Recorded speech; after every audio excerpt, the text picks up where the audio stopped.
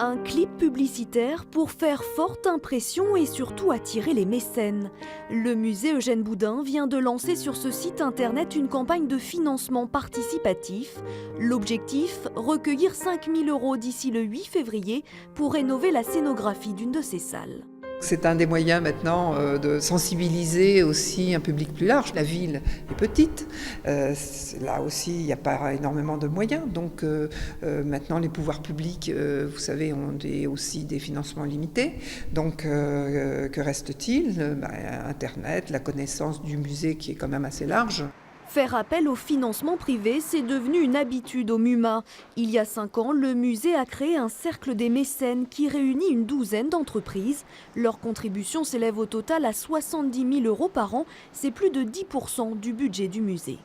Le mécénat est devenu incontournable, il est inscrit, inclus dans les plans de financement de nos expositions. Sans cet argent, nous ne pourrions pas avoir de projets de grande envergure. Et pour accueillir des expositions prestigieuses telles que Nicolas de Staël ou Pissarro qui avoisinent les 500 000 €, le MUMA n'a pas le choix et doit démarcher d'autres mécènes.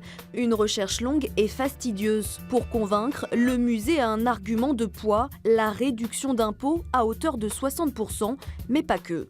Nous offrons des contreparties.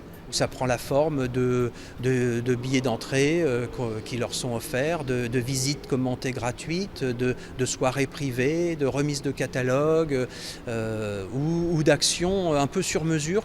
Et actuellement, le MUMA est toujours à la recherche de donateurs. Sa prochaine exposition sur Eugène Boudin est programmée en avril dans le cadre du festival Normandie Impressionniste.